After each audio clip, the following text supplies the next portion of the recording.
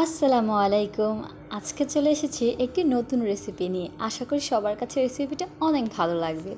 চলেন শুরু করা যাক। প্রথমেই আমি আলু আর পটল ভালোভাবে খোসা ছাড়িয়ে কুচি কুচি করে ধুয়ে নিয়েছি। একদম চিকন চিকন করে কুচি করার কোনো দরকার নেই, আপনি যেরকম পারেন সেরকম করলেই হবে। জাস্ট সিম্পল একটি রেসিপি, কিন্তু খেতে দারুণ মজা ছিল। তারপরে আমি এখানে চিংড়ি মাছ ব্যবহার করব। সেক্ষেত্রে আমার চিংড়ি মাছগুলো হালকা একটু বড়, এর জন্য আমি মাঝখানে একটা ফালি করে কেটে নিয়েছি। এরপরে নিব কাঁচামরিচ, তাও ফালি করে নিচ্ছি। পেঁয়াজ আর আমি এখানে রসুনও দিব, সামান্য রসুন। আর নিয়ে নিব টুকরো করা টমেটো।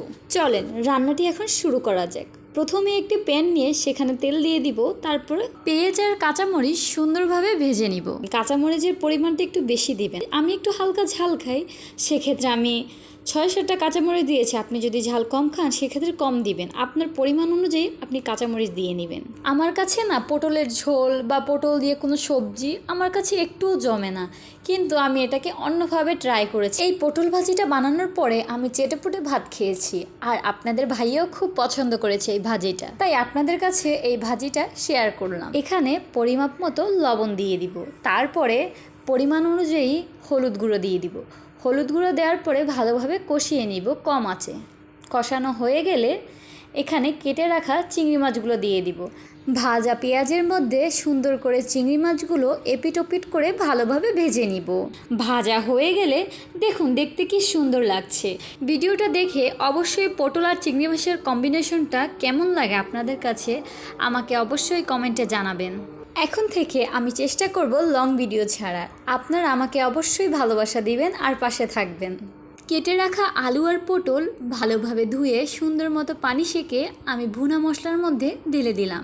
ভুনা মশলার মধ্যে সবজিগুলোকে ভালোভাবে নাড়াচাড়া করে মিশিয়ে নিতে হবে, যেন মশলাগুলো সবজির গায়ে ভালোভাবে মেখে যেতে পারে।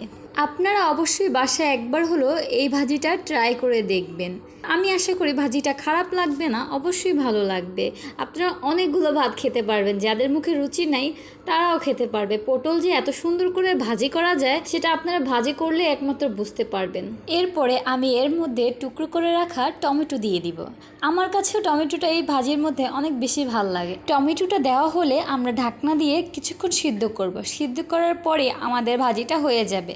আপনারা চাইলে আরেকটু ভাজা ভাজা করতে পারেন, কিন্তু আমি একটু মাখো মাখো রাখবো যেন খেতে ভালো লাগে। যারা পটলের সবজিটা পছন্দ করে না তাদেরকে একবার এভাবে ভাজি করে দেন, তারা বুঝতেই পারবে না যেটা পটল দিয়ে ভাজি। এতটাই মজা হয়েছে।